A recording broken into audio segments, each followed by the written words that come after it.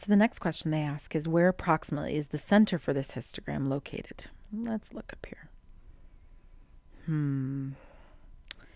Well, I mean, if you imagine this was a seesaw, like a balance, and you want to, when they ask the center, what they really want to know is where do you put the fulcrum so that it balances out.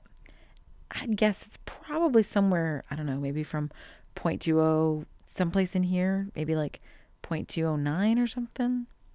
So we're just eyeballing it, right? So roughly between, let's take another look real quick. I don't know. If I put it over here, it seems like too lopsided that side. If I put it over here, that might be good. Something like 209, 210, something like that. Here, let me put it this way. 201 and 219, somewhere in there. Somewhere between these two bars right here. Okay? Actually, if you want to know the truth, since I did this with Excel, I could totally find the average.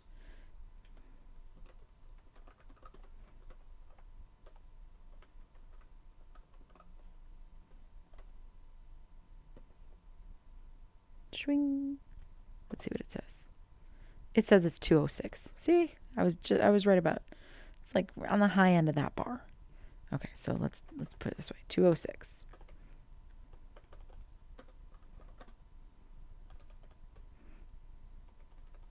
I guess we don't need any rough or about anymore because we know where it is. 206.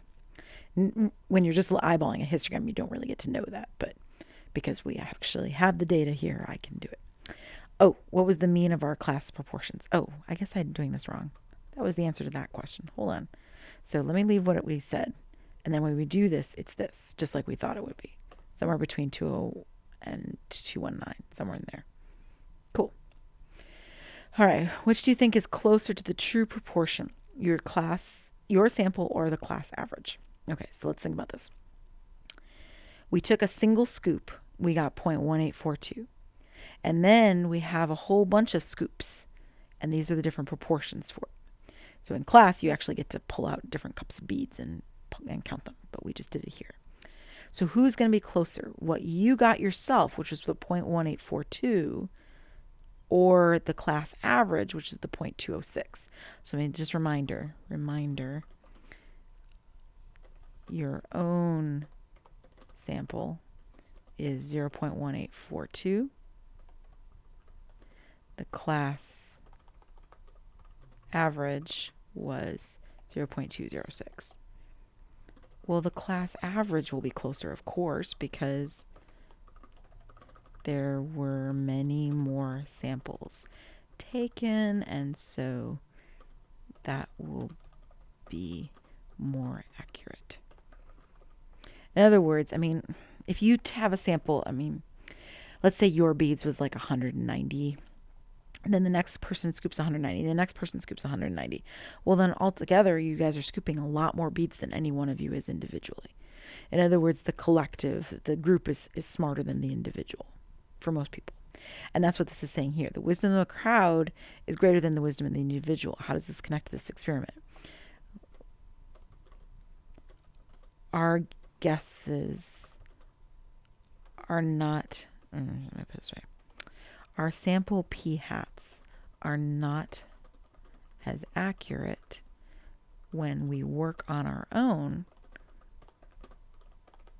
because we only get a sample size of about 150 to 190 on our own. Oopsie, 150.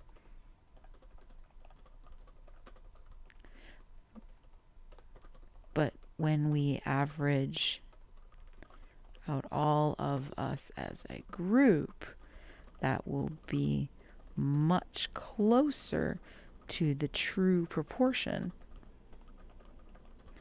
because it's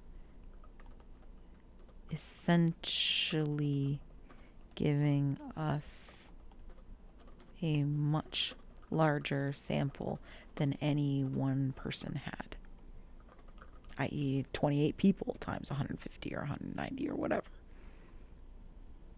Cool? All right, I'll see you here next time.